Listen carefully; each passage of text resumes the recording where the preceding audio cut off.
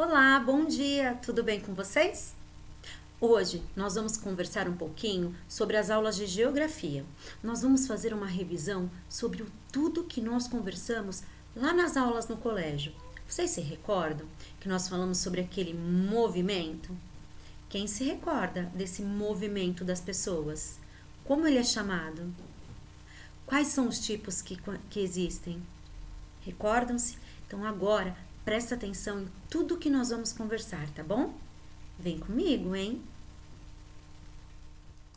Então, como nós falamos no vídeo anterior, o primeiro capítulo da nossa apostila abordou a dinâmica populacional. O que falava nesse capítulo? Falava sobre a migração. Migração é o ato de deixar um lugar e deslocar-se para o outro. Entende-se por migrar o ato de se mudar. Recordam disso? Existem dois termos referentes à migração. O emigrar, que representa deixar o lugar no que se vive.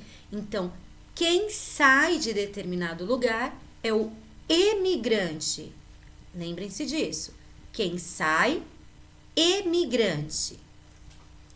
E nós temos também imigrar, é relacionado a quem chega. Lembra daquele termo, os imigrantes? Então, quando alguém está saindo de determinada região, de determinado lugar, ele está emigrando, ele é um emigrante, ele deixou o local de vida dele.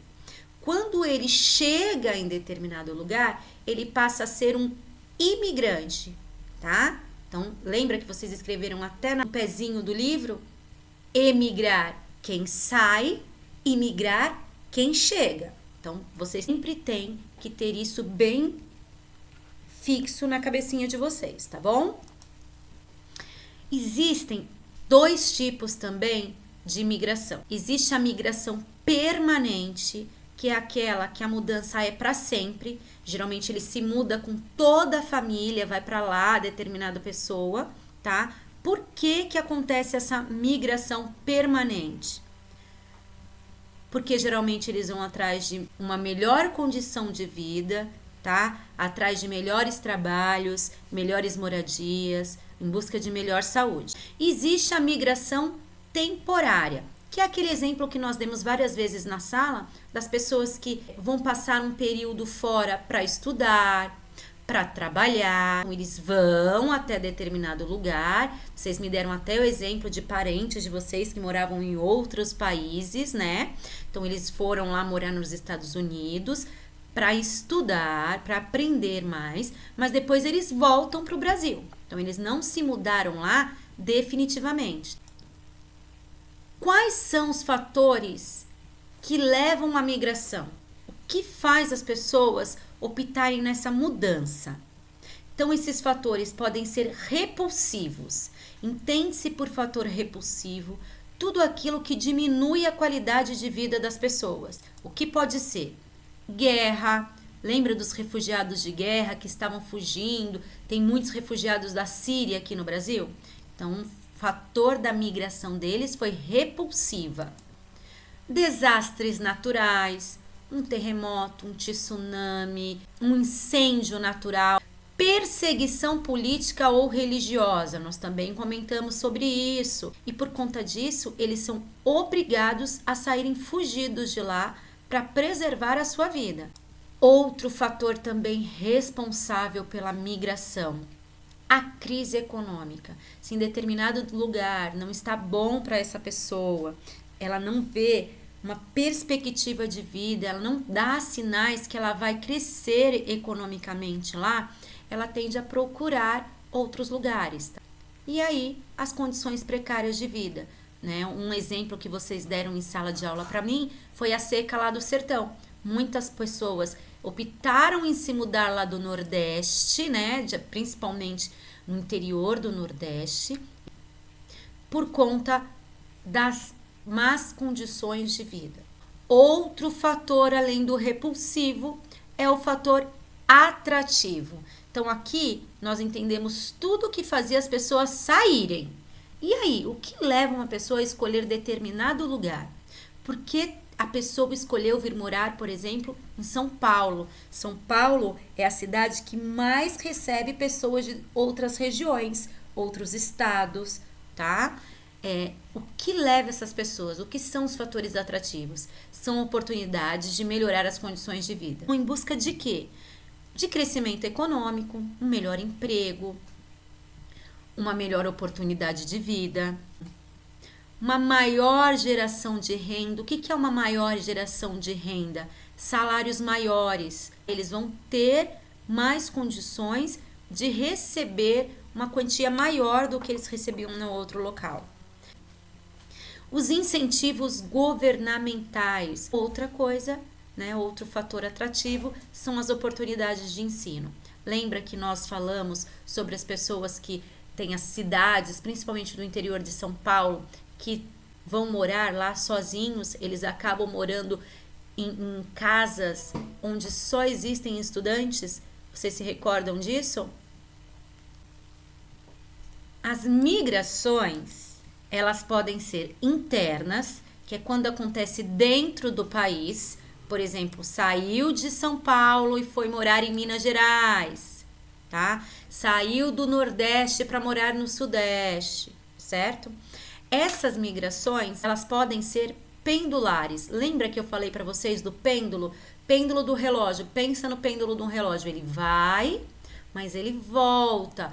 Qual é um movimento de migração pendular? É aquele movimento que as pessoas saem de determinada cidade para outras cidades maiores, para grandes metrópoles, para trabalhar, para estudar. Lembra que nós demos o exemplo de pessoas que moram em Diadema, mas que estudavam no nosso colégio, que é aqui em São Paulo? É um movimento pendular. Todos os dias ele sai da casa dele, vem até São Paulo e depois, ao final da atividade, ele retorna para a casa dele. Outro movimento é o êxodo rural. O êxodo rural é aquele movimento que as pessoas que moram na zona rural, em busca de novas oportunidades de vida, em busca de melhores empregos, vêm morar na zona urbana, certo? Outro tipo de migração interna é a migração entre as regiões, por conta das condições de vida, por conta do auxílio governamental, e eles procuram regiões maiores. Uma das regiões que mais recebem pessoas que migraram de outras regiões é o Sudeste, que é a que nós moramos, tá bom? E nós também temos as migrações externas, que são aquelas mudanças de um país para o outro. Lembra o exemplo que vocês deram? Minha tia foi embora, foi morar na Itália. Meu pai, meu avô veio de Portugal e mora agora aqui no Brasil. Então, essa é uma migração externa. Saiu do país de origem, tá bom? Crescimento da população brasileira. A população brasileira, ela tem se modificado muito no decorrer dos anos. O que levou isso? Vamos dar uma olhadinha lá. A taxa de natalidade. São as pessoas que nascem, certo? Taxa de natalidade é o número de nascimentos em determinado local, em determinado país. E a taxa de mortalidade é o número de pessoas que morrem. Lembra que nós demos até o exemplo lá? Olha, hoje nasceram 3 bebês naquele hospital, mas infelizmente faleceram 2 pessoas. A população do Brasil perdeu 2 pessoas, mas recebeu 3. Então, ela fica com um saldo positivo. E esse saldo positivo ou saldo negativo, em caso de haver mais mortes do que nascimento, é chamado de crescimento vegetativo. Tá? O crescimento vegetativo, ele pode ser positivo, como eu disse para vocês, nulo. No caso de nulo, é quando o índice é igual, número de mortes com o número de nascimentos. E negativo é quando a taxa de pessoas que morreram, a taxa de mortalidade, ultrapassa a taxa de natalidade. A taxa de mortalidade infantil indica a qualidade de vida em um local. Mortalidade infantil, número de crianças que morrem em determinado local, determinada região. O que influencia esse número? A qualidade de vida. Se essa criança quando está crescendo, ela recebe as vitaminas necessárias, o tipo de alimentação, os tipos de cuidados necessários para que ela tenha um bom desenvolvimento. Então, a taxa de mortalidade infantil é alta, significa que a qualidade de vida nesse lugar não está boa. Então, agora nós vamos ver um pouquinho sobre a distribuição espacial da população. Como as pessoas foram se organizando espacialmente, o local que essas pessoas, tá bom, escolheram para viver. Desigualdade regional. O que leva a essa desigualdade regional? As diferenças econômicas.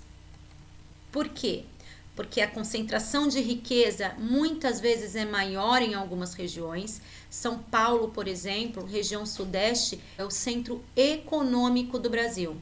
Maior oferta de emprego, possibilidade de aumento de renda. Ele tem uma melhor oferta de emprego, automaticamente ele tem um salário melhor. Outro ponto, diferenças de infraestrutura. Disponibilidade de serviços como escolas, hospitais, postos de saúde, redes de telefonia, rodovias, o saneamento básico, tá? A distribuição de água e luz são pontos essenciais para uma boa condição de vida das pessoas, tá bom? Então as pessoas vão sempre em busca de melhores condições. Agora sim, nós fizemos uma revisão de tudo que nós trabalhamos em sala de aula e algumas coisas que nós trabalhamos aqui na plataforma já também. O que vocês vão fazer agora? Vão lá na plataforma e vão responder algumas questões que tem lá, tá bom? Prestem atenção, certifiquem-se que as respostas de vocês estejam corretas e na hora de concluir o envio, lá embaixo, clique em enviar no teste e depois lá em cima na plataforma, concluir o envio, tá bom? Um beijinho para vocês, se cuidem e continuem vindo aqui, tá? Eu adoro quando eu recebo recadinhos de vocês, quando eu vejo que vocês estão participando. É um jeitinho de eu matar um pouquinho dessa saudade que eu tô, tá bom? Ó. Tchau, tchau.